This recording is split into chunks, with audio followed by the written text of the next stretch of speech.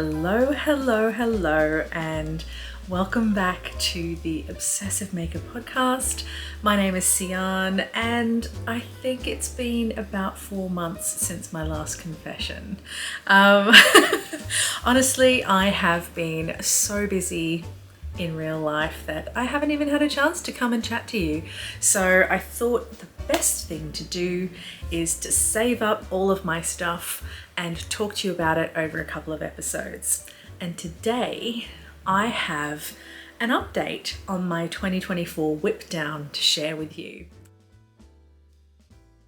But before we get stuck into the main content, I just wanted to say, if you really enjoy my videos, please consider giving it a thumbs up, hitting the subscribe button, because it really helps my channel grow and helps me reach more people who are like-minded and love crafting and sewing and knitting, etc.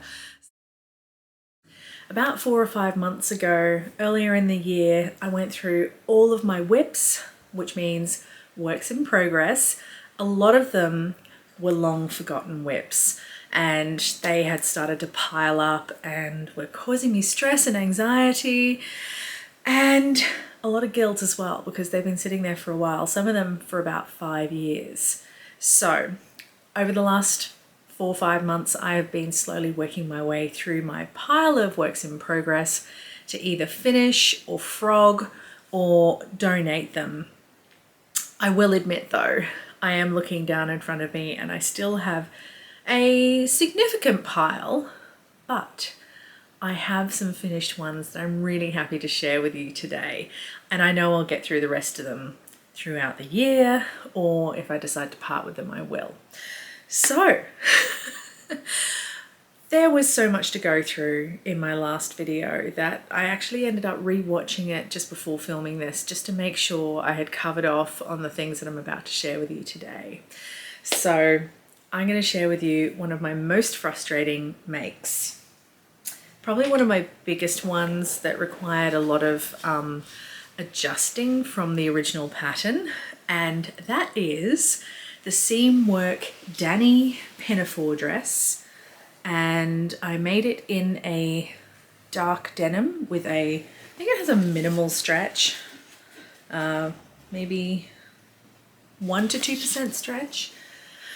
And thankfully I don't have to try it on for you right now because I did that beforehand. So I'm going to insert some video of me wearing this pinafore to show you what it looks like on the body.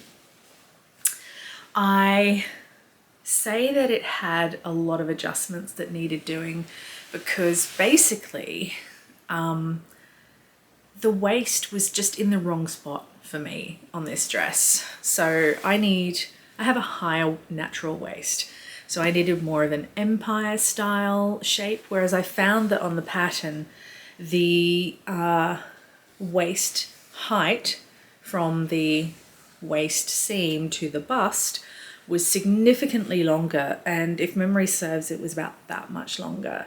So I had to take out a lot of length there at the front and grade it as well. It was almost like a triangular wedge, and I'm not sure if I shared that with you on the last video, but I have a highlights reel on my Instagram account, so if you're interested in having a look at how I adjusted that part of this pinafore, then please go take a look at that. But I have finished it. I'm really happy with how it's finished. I put a lot of effort into some of the detailing on the inside, particularly putting some bias binding around the facings on the neck and the armholes. But unfortunately, I just don't think it's for me. When you see the video, you'll see that the pockets are just a little bit too far back for me, and also that the armhole is rather tight on me. So I think, I've just outgrown it in a couple of ways. One, I'm a little bigger than I was, or a different shape, let's say, than I was when I first started making this. And two, I just don't think I'm a pinafore girl. So that one, I think, as much as I love the detailing and I love the finishing, I think I'm going to let it go. So I might pop it online to sell at some point. But it's done. The weight is off my shoulders and it's freed up some creative space in my brain, which is fantastic. So the next thing I want to share with you is an absolute delight of a project. And when I shared it in my last video, literally all I had to do was a couple of small things. Well, I say small, but they were structural things on it to complete it, but it took less than half an hour. So I'm sharing with you now my jacquard jacket. I made this from about 1 meter of fabric that I found as a remnant, and if memory serves, it was at Tessuti Fabrics, and it was like $10 for the meter. And I thought, you know what, I could squeeze a jacket out of that, and I really wanted a beautiful like bomber jacket style jacket. I'm saying jacket a lot, aren't I? Anyway, so I have again taken video ahead of time to show you how this looks on the body. And I love it. I love wearing jackets open, and you will notice when I try to zip this thing up in this video that it's a little tight on me to zip up, but if I wear it open, it fits. I think it looks fantastic, and I do plan on wearing it somewhere soon. I'm actually toying up the idea of making a jumpsuit to wear under this and wear it at Frock Tales this year. So we shall see, we shall see. I do have other ideas for Frock Tales, but I really want to have some place to wear this.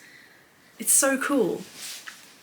I did lots of finishing details on this as well. And when I say finishing details, they're kind of just like basic structural details, but I had to make them up and draft them myself because I didn't actually have a full pattern for it. What I did is I used the front and back pattern pieces of the grain line tamarack jacket and the sleeves, but then I had to self-draft a zipper placket or zipper guard, and I also had to self-draft some facings and also the ribbing pieces and the wrist and front zipper, not guards, but these bits here, I don't know what they're called. But I had to self-draft all of that. So I'm really proud with how this turned out. I'm really happy with it. And it looks nice and neat on the inside as well, which I've also taken another video of, which you can take a look at. Don't look too closely because it's kind of fudged towards the end. You know, when you just get to that point where you're like, done is good enough. So yeah, but I'm really pleased, and you'll see my label in there is one of my earlier ones, handmade by Sian Dempsey James, which is kind of my married name. But anyway, yeah, I've moved on to different labels now. I have a bit of a label stash and a label problem. If you open up the drawer in my desk there, you'll see it's overflowing with labels. So yes, I'm going to take a second to have a cup of tea because I've been rambling. So the last few months I've been absolutely dying to share some things with you, but I just honestly haven't had the time, and I'm sure you all understand what it's like. You know, life just kind of takes over, and when you do have a spare minute, you kind of just want to rest and recover. And so I've been doing a bit of resting and recovering in between all the hectic life stuff, but I've also been making a lot of things and forcing myself to finish off some of these WIPs has really kind of reinvigorated my desire to sew, because I was finding that I kind of lost my sojo, so much so that my sewing machines were becoming covered in dust. And that's why when I did my Make 9 for 2024, I actually included sewing machine covers to make for them. But now that I'm actually using my machines and I'm getting through some of my Make 9 items, which I will definitely talk about in another episode, I'm finding I actually don't want to make the sewing machine covers, because right now they're not gathering dust. So yeah, so I guess my point is, by finishing these WIPs, I'm freeing up this kind of like creative block, getting rid of that creative block, which has allowed me to kind of like have mental creative space for other projects, which I'm really enjoying doing. And yeah, I just feel like I've got all these ideas now, and it's always the way that you have more ideas than time. So I won't end up really, maybe, okay, I'm probably lying. I probably will end up sharing those ideas with you in a future episode, and then like 20% of them will come to fruition. But hey, that's the way it goes, isn't it? Anyway, so something that wasn't in my WIP pile but definitely needed doing is revamping my beautiful little pin cushion. This is her. She has kept me entertained and company for a few years, actually since I started sewing. My mum and dad got her for me probably about 6 years ago now, so we've been together a while. Anyway, she had some just basic black fabric with white dashes across it on her head, and I got a little bored and she was getting a little dusty and a little bit worse for wear, so I decided to give her a good clean. And then I thought, you know what, I've got so many scrap pieces of fabric, some fun fabric, that I dug out some of the fabric that I used to make my very first Zadie jumpsuit, the one with all the kind of like the rabbits and the hands and scissors and things on it. And this bit here is a snake. Can you see this? There you go. There's the snake's head just above her ear there. And I decided to cover her with a piece of that fabric. And then I had this lovely kind of like gold braid trim, and I thought, why not give her a bit of a headdress? And I also used it to separate my pin cushion into silk pins, and then like my other pins up here. And then I used this section for machine needles and safety pins and stuff. So she's got a cool new headdress. I'm really pleased with that. And that was a really quick, crafty project, and I thoroughly enjoyed it. So yes, that's another thing. See, just like little bubbles of creativity coming out. I'm gonna put her up there. Something else that has been on my WIP list for a very long time, and by very long time, I mean since 2019, same as this baby. I cut this baby out in 2019, I realized, was the fennel fanny pack. And I'd planned to make it and take it on a holiday to Mauritius to my sister-in-law's wedding back in 2019, but I never got around to finishing it. So I finally put all the pieces together, sewed it up, realized the pattern instructions and the pattern pieces were kind of, something wasn't right, which has also been proven by my friend Sarah, who also has a podcast. So I'm sure she'll share that with you soon if she hasn't already. I apologize, Sarah, if you've already recorded it and I haven't watched that episode yet. But we both had the same issues. It's to do with the width of the pieces that go alongside the zipper, and how they do not match the width of the base piece once the pieces of fabric are sewn to the zipper. Anyway, this isn't a pattern review. I will just say that it's a little confusing, and when it comes time to kind of like put it all together, you kind of like, what went wrong here? Did I do something stupid? It wasn't me. It wasn't you, Sarah, either, okay? Yeah, seems to be an issue. Or maybe it's just us, I don't know. Anyway, but I'm kind of glad I waited to finish this, because these bits of hardware and strapping, I actually picked up on holiday in Japan when we went in February February 2020, right before the pandemic.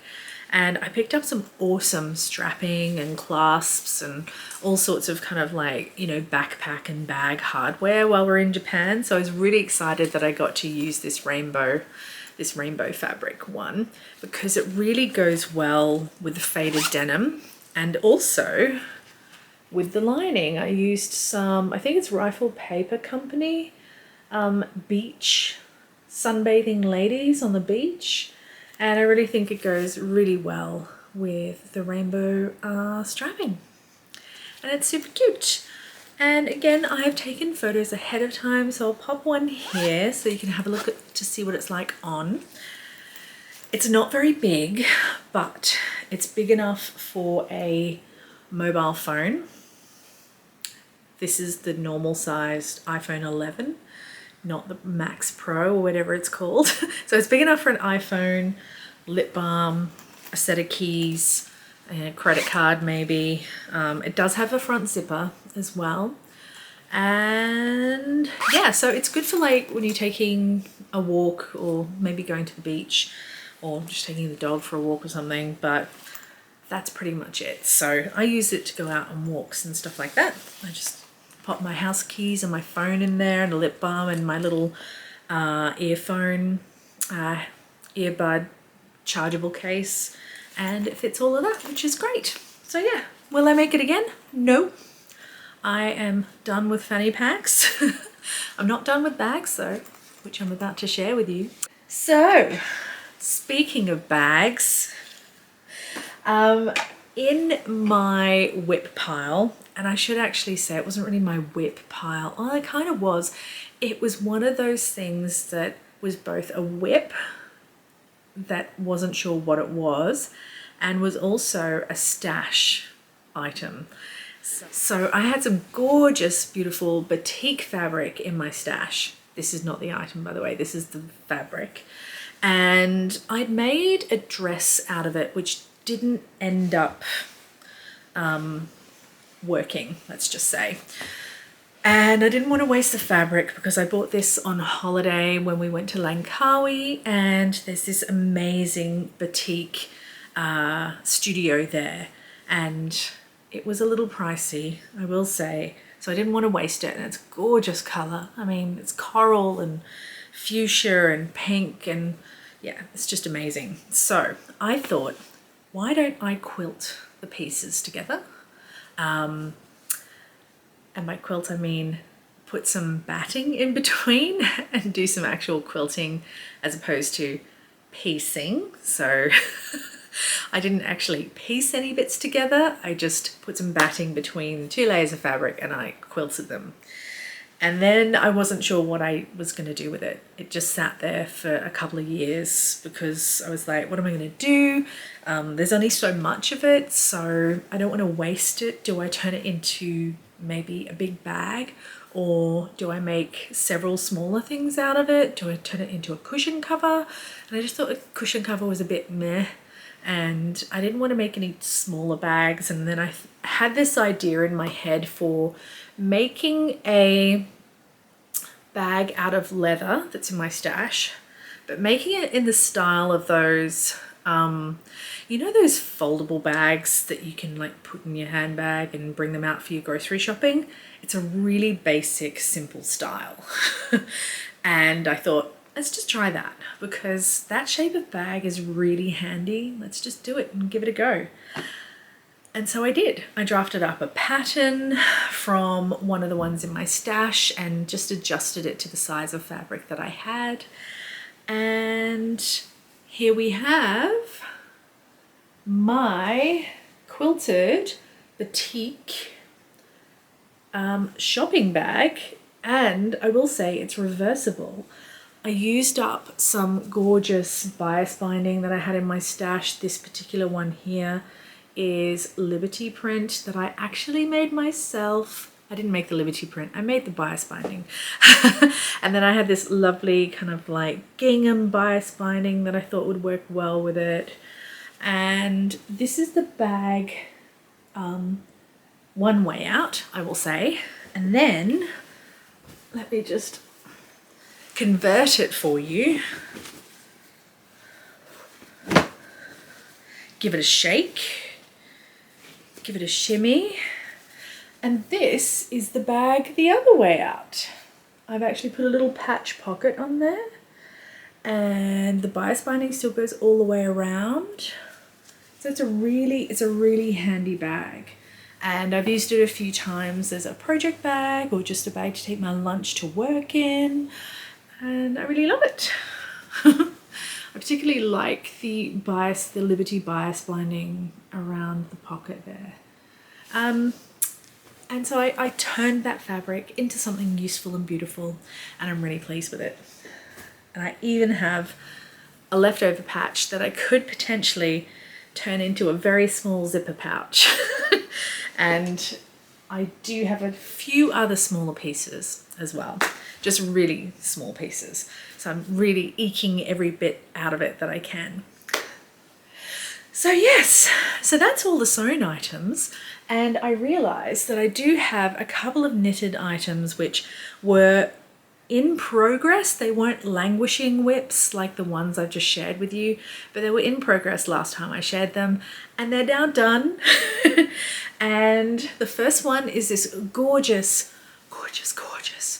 coral reef wrap that I made. I started it on holiday to Singapore last year, and it's made out of a beautiful possum merino yarn from Wild Earth Yarns in New Zealand. It's a kind of like grey beige colour, and it's just delightful to wear.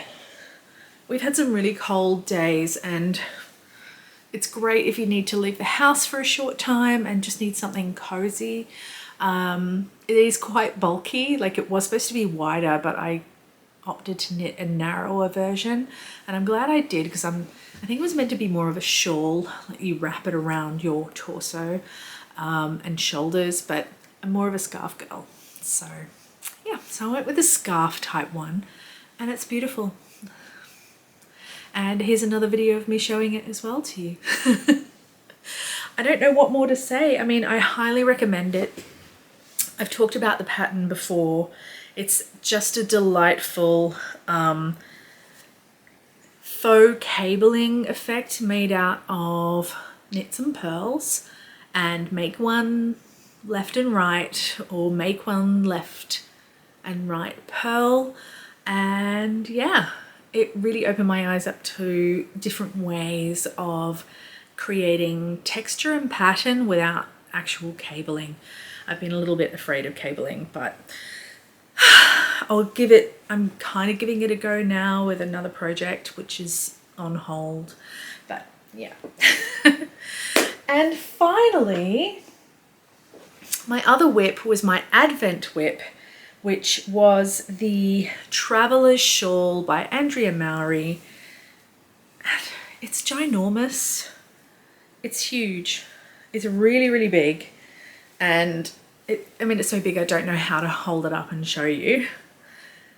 But here it is. I partially enjoyed knitting it, and then I also didn't enjoy knitting it. And it's something that I'm trying to get used to shawls, but I just don't know if they're my thing. I honestly don't know how to wear it, and I find they fall off my shoulders. And this one's an odd one because one wing is shorter. I mean, this is the short wing. One wing is shorter than the other, and here's the other. I mean, it just keeps going. It keeps going. So, I mean, yeah, it's cool, but I'm not sure if it was really me. I think I just chose it because I didn't know what to do with my Advent, and I kind of, it was a process. I tried it, and it's okay. But now I kind of wish I'd put all of this yarn into a crochet project like my big blanket, which I probably could do if I wanted to frog this, but I'm just gonna give it a chance to be worn and experienced, and yeah, I mean, I do wear it around the house. I know I don't seem that excited about it. I'm just very excited to finish it, but I don't know. Yeah, it's okay. Not really me. I did find the pattern frustrating to kind of keep up with. It was one of those ones where it wasn't an intuitive pattern. And when you look at it, the stitch pattern, you kind of just think, oh, that's like a few rows of just stocking it and then some garter in between. Yeah, it kind of looks like that, but it's not intuitive. And I don't know how else to explain it, but if you've already made the pattern and you had no problems with it, then kudos to you. It's just not my thing. It's just not my thing, and that's fine. Yeah, it's all right. That is pretty much everything that I finished from my WIPs. There were other items that I spoke about in my episode that I was gonna either frog or forget, and I will just let you know, the Tulster tee, I ended up frogging it and re-knitting it, but I haven't finished it. I do have it sitting over there. I'm not going to share it with you today. It's a basic tee. There's nothing more to say about it. So I'll share that with you when it's done. And the other thing was the Cathedral sweater, which was in that vibrant kind of like neon turquoisey green color. I ended up frogging that too because it was a bottom up and I felt like I was getting nowhere and I was bored. So I decided to frog it and I'm going to use it for a different project. So I frogged it and the yarn is now sitting in my stash. So that's another load off my mind, and yeah, and it's been great. It's been really good. I've also been working through my mending pile, which I shared a reel about that not recently, a couple of months ago over on Instagram, and it's amazing how much you can get done if you set yourself a timer and just power through it. But I still have a few things that I need to do. It's just getting around to doing them and having the desire to do them too. Over the last few months, I have started and finished a few other projects, which I will share with you next time. I'm very excited to share those with you. One of them is just like, I feel like I've completely leveled up in my garment sewing, and I'm really excited to kind of like do something a little bit more complex like that again, but I will share that with you next time. And yeah, that's pretty much it to share with you today. So thank you so much for joining me today and letting me share my finished objects with you. It is such a relief to get these off my shoulders, honestly. As I said, the creative juices are flowing again. I've reinvigorated my love for sewing, and I really can't wait to get stuck into some other projects and share those with you next time. I hope you've enjoyed today's episode, and if you have any languishing WIPs that are sitting at the back of your wardrobe or the bottom of your knitting basket or behind the couch or wherever, please do share in the comments below about what you're working on or struggling to finish, or maybe there's something that you just feel victorious about recently finishing because it's just been a weight off your shoulders in finishing it. Share in the comments below and I can't wait to hear about it. But until next time, I'll leave you to it. Have a wonderful day wherever you are in the world. Bye.